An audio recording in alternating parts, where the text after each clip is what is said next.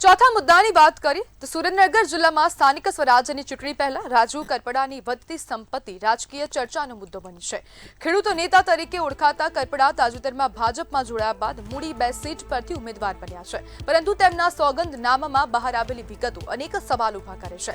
માત્ર 3.5 વર્ષમાં તેમની સંપત્તિ 61 લાખમાંથી વધીને 3.12 કરોડ સુધી પહોંચી છે, એટલે કે લગભગ 5 ગણો વધારો। રાજકીય દ્રષ્ટિએ આ વધારો માત્ર આર્થિક નહીં પરંતુ પારદર્શિતાના મુદ્દે ચર્ચા જગાવે છે।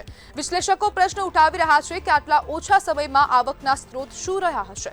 બીજી તરફ સંપત્તિ સાથે કોર્ટ કેસોની સંખ્યામાં પણ વધારો નોંધાતા વિરોધ પક્ષો માટે આ મુદ્દો રાજકીય હથિયાર બની શકે છે। આ સમગ્ર મામલો ચૂંટણી પહેલા મતદારો માટે મહત્વનો બની શકે છે, કારણ કે હવે ચર્ચા માત્ર વિકાસની નહીં પરંતુ ઉમેદવારોની આર્થિક પારદર્શિતા અને વિશ્વસનીયતા પર પણ કેન્દ્રિત થઈ રહી છે, કારણ કે રાજુ કરપડાની જે સંપત્તિ વધી ગઈ છે, જે 3 વર્ષમાં 5 ગણો વધારો થયો છે। 61 લાખની આસપાસ તેમની સંપત્તિ હતી અને તે બાદ હવે તેમની સંપત્તિમાં સીધો 3.12 કરોડ સુધીનો ઉછાળો થયો છે અને તેના જ કારણે અનેક પ્રશ્નો અહીંયા ઊભો થઈ રહ્યો છે। જ્યારે હવે વિરોધ પક્ષ પણ આ મુદ્દાને લઈને ક્યાંક ને ક્યાંક સવાલો ઉઠાવશે તેવી પણ શક્યતા વ્યક્ત કરવામાં આવી રહી છે અને ખાસ કરીને રાજકીય વિશ્લેષકો હવે પ્રશ્ન ઉઠાવી રહ્યા છે કે આટલા ઓછા સમયમાં આટલી બધી સંપત્તિ કેવી રીતના વધી જાય, તેમના આવકના સ્ત્રોત કયા રહ્યા હશે અને એક ખેડૂત નેતા અને રાજુ કરપડા પોતાને ખેડૂત ગણાવે છે, ત્યારે હવે તેમના આવકના સ્ત્રોત કયા હશે તેને લઈને હવે અનેક ચર્ચાએ વેગ પકડ્યો છે। અને આજ મુદ્દે આપણી સાથે ચર્ચા કરવા માટે ખેડૂત જોડાઈ ગયા છે ધર્મેશ ઠાકોર। ધર્મેશભાઈ, રાજુ કરપડાની સંપત્તિમાં 3 વર્ષમાં 5 ગણાનો વધારો થયો છે, શું કહેશો? રાજુભાઈની સંપત્તિ જે વધી છે એ એક આંદોલનકારી નેતા થયા પછી વધી એવું મારું માનવું છે કે એમની સંપત્તિ વધી તો કયા કારણોસર વધી તેની ચર્ચા, તેની તપાસ થવી જોઈએ।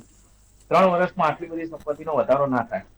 61 લાખ હતી, 61 લાખની જગ્યાએ 3 કરોડ, આ કેવી રીતે શક્ય બને? 3 વર્ષમાં પણ 1 વર્ષની અંદર 1 કરોડ ક્યાંથી કમાયા? આખી જિંદગી 61 લાખ કમાય, 3 વર્ષમાં 3 કરોડ ક્યાંથી લાવે?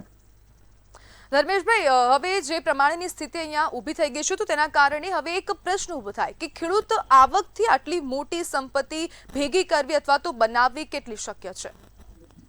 ખેતીની આવકમાંથી આટલી સંપત્તિ ઉપસ્થિત થતી હોય તો અત્યારે ગુજરાતના અને ભારતના બધા જ ખેડૂતો કેમ કરોડપતિ ના હોત?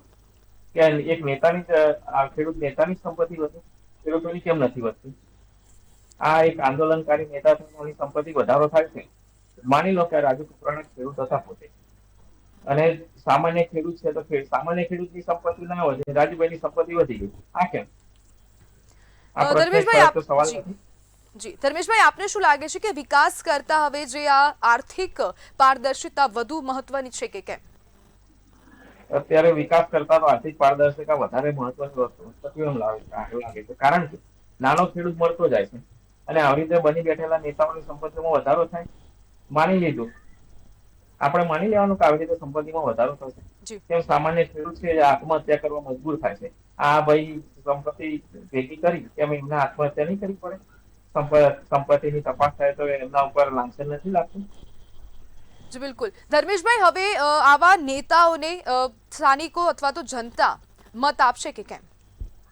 સ્થાનિકો અને જનતા આવા નેતાઓને મત આપવો જ ના જોઈએ। જે પોતાના નથી થયું, પોતાની ખેડૂતનો નથી થયો, ખેડૂત આગેવાન બનીને ખેડૂતોનો નથી થયો, એ ભવિષ્યમાં જનતાનો શું થવાનો? આ લોકોને મત આપવો જ ના જોઈએ। જી બિલકુલ ધર્મેશભાઈ, જોડાવા બદલ આપનો આભાર।